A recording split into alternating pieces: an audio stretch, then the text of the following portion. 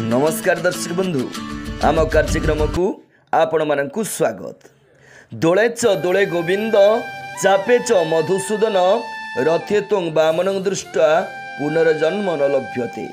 भक्त व भगवान मध्य संपर्क को सुप्रसारित करने भगवान मानवीय लीलारे श्री चतुर्धामूर्तिंकर रथयात्रा पर्व भिन्न व अन्यतम आमर गर्व व गौरव आमर परिचय भावरे सारा विश्व रे चहल सृष्टि करिथिबा श्री जगन्नाथंकर महिमा अपार। तांकर कृपा व आशीष पाई भक्त माने सदा सर्वदा निजकु समर्पण करि दैथांती। भगवान कर एही रथयात्रा केवल पुरी काहीकि आम राज्यर विभिन्न ग्राम रे थिबा जगन्नाथ मंदिर मानकरे मध्य महासमारोह अनुष्ठित होता है। यह भितर बालेश्वर जिला बाहानगा ब्लॉक रो विभिन्न ग्राम रे हेउथिबा महाप्रभुंकर रथयात्रा कार्यक्रम अन्यतम। जय जगन्नाथ किशोर चंद्र पाणिग्राही चालगुरुनिया जगन्नाथ मंदिर ट्रस्ट जड़े सदस्य एवं आमर जगन्नाथ मंदिर रथयात्रा कहीं क्यों आवाहमान काल अनुष्ठित मो बापा बापा केवे कौन आरंभ किए सठिक भाव कहीपारती ना।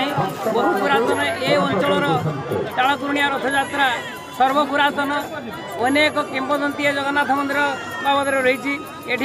प्रत्येक नवकलेवर तिथि एटी ठाकुर देह त्याग करती पुणी नवकलेवर हमें पुरीर जो जो नीतिकांति हुए किंचित प्रकार ये संपन्न करा जाए। ये रथयात्रा बहु जाकजमक हुए। प्राय आखपाख 100-200 गाँव हजार हजार श्रद्धालु ये रथयात्रा को आसती। लक्ष लक्ष संख्यार श्रद्धालु ये समागम होती। ये 3 रथ प्रभु श्री दधिमामन जो जगन्नाथ बलभद्र माँ सुभद्रा देवींकर ये 3 रथ आसती। जगन्नाथ मंदिर गाँ मध्य अनुष्ठित प्रतिष्ठा कर मंदिर भी बहु पुरातन। ये मंदिर ठारू प्राय 1 किलोमीटर दूर ये रथ पड़िया ये अंचल रथ पड़िया नाम कौन सी पड़िया नामित तो नहीं। ये पुरातन रथ पड़िया ये रथ पड़िया महाप्रभुंर रथयात्रा निमित्त एटी हजार हजार श्रद्धालु समागम होती। रथ पड़िया निकट 500 मीटर दूर माउसी माँ मंदिर श्री गुंडीचा देवी मंदिर ये निर्माणाधीन अच्छी संपूर्ण है नहीं। ये अस्थायी मंदिर रे प्रभु पूजा पाती। 9 दिवस व्यापी ये नीतिक्रांति रथ मंदिर बाहुड़ा तिथि पर्यंत बहु श्रद्धालु ये समागम होती। संपूर्ण नीतिक्रांति मंगल आरती ठारू रात्रि शयन पर्यंत ठाकुर समस्त सेवा नीति संपन्न हुए। हजार हजार हजार श्रद्धालु ये प्रसाद सेवन करती। सबुठु विशेषकर आकर्षणीय हेरा पंचमी तिथि प्राय अनुमान 5000 ऊर्ध श्रद्धालु ये प्रसाद सेवन करती। एठिकार पंडा माने ठाकुर प्रति मुहूर्त प्रत्येक नीतिक्रांति सेवा बेश परिवर्तन करती। एठू बाहुड़ा दिन रथ श्रीगुंडीचा अभिमुखे यात्रा करी श्रीगुंडीचा श्रीमंदिर सामने एटी 3 रथ रथारूढ़ हुंती। रथ पर 3 विग्रह 3 दिन धरी विभिन्न नीतिकांति यथा सुनावेश अधरपणा एवं नीलाद्रि विजय बहु आडंबर अनुष्ठित हुए। बहुत श्रद्धालु से रथ पर रथ विग्रह दर्शन करती।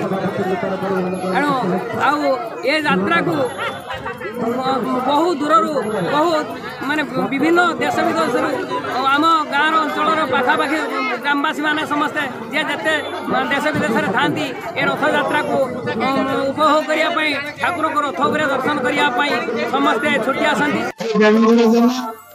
पंचायत पूर्वतन सरपंच मो सरपंच थिला बेले 2004 मसीह रे रथ गोपापुर आरंभ होइतला। हमर गोपापुर बासिंदा मनोबाबू से पूर्व जगन्नाथ महाप्रभु माने पूजा करते से चाहिले के रथ यात्रा करिया भाई बाकी हमर परामर्श रे रथ यात्रा आरंभ करते। 2004 मसीह अद्यावधि रथ यात्रा आरंभ होई चालीसी। हमर मेघमानंद सिंह अछि गोपापुर ସେଠି ମାଉସୀ ମା ମନ୍ଦିର ଏଟାବଧି ହଉଛି। ଶ୍ରୀଗୁଣ୍ଡିଚା ପଞ୍ଚମୀ ବାହୁଡ଼ା ଯାତ୍ରା ସୁରୁଖୁରୁରେ ଆରମ୍ଭ ହୋଇଛି।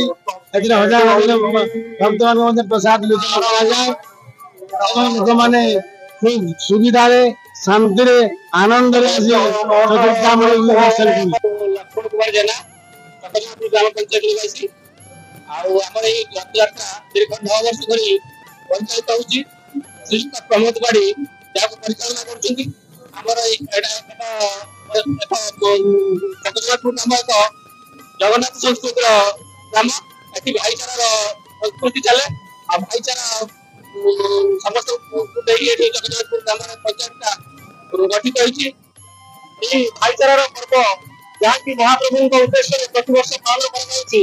ଯେଉଁ ଜଗନ୍ନାଥ ବିଶ୍ୱର ଦେବତା ତାଙ୍କ ପାଇଁ ବିଶ୍ୱ ପରିଚାଳିତ ଏହି ଜଗନ୍ନାଥ ସ୍ୱାମୀ ନୟନ ପଥଗାମୀ ଭଗବତୀ ତାଙ୍କରି ଆରାଧନାରେ ପ୍ରତିବର୍ଷ ଦୀର୍ଘ 9 ବର୍ଷ ଧରି ଏହି ଗ୍ରାମରେ ରଥଯାତ୍ରା ପାଳନ ହୋଇ ଆସିଛି। ଗ୍ରାମବାସୀଙ୍କ ସହିତ ଆଖପାଖ ପାଖାପାଖି 3-4ଟି ପଞ୍ଚାୟତର ଲୋକ ମଧ୍ୟ ଏଥିରେ ଯୋଗ ଦେଇଛନ୍ତି। ଏହି ଭାଇଚାରାର ପର୍ବକୁ ଆହୁରି ଅଗ୍ରସର କରିବା ପାଇଁ ଗ୍ରାମବାସୀ ଓ ଅନ୍ୟମାନଙ୍କର ସହଯୋଗିତା କରୁଅଛି। ମୁଁ ସଞ୍ଜୟ କୁମାର ପାଢ଼ୀ ଜଗନ୍ନାଥପୁର ଦୀର୍ଘ 9 ବର୍ଷ ଧରି ଆମର ପ୍ରମୋଦ ପାଢ଼ୀ ଏହି ରଥଟିକୁ କରି ଆସୁଛନ୍ତି ଏବଂ ଆମର ଗ୍ରାମବାସୀ ବୃନ୍ଦ ସମସ୍ତ ସହଯୋଗ ମାଧ୍ୟମରେ ପରିଚିତ କରାଯାଏ। ଆଉ ଏବଂ ଆମର ଏଠି 8 ଦିନ 9 ଦିନ କାଳ ଆମର ଏଠି ମାଉସୀ ବାଡ଼ିରେ ଆମର ଜଗନ୍ନାଥ ମହାପ୍ରଭୁ ମନୁଷ୍ୟଙ୍କ ହେଉଛି। ଆଉ ଘେରା ପଞ୍ଚମୀ ଦିନ ଆମର ପ୍ରସାଦ ସେବନ କରାଯାଏ। ଆଉ ବହୁତ ଦୂରାନ୍ତର ଲୋକ ଆସି ଏଠି ଉପକୃତ ଆମ ହୁଅନ୍ତି। କାର୍ଯ୍ୟକ୍ରମ ଆଜି ପାଇଁ ଏତିକି। ନମସ୍କାର, ଜୟ ଜଗନ୍ନାଥ।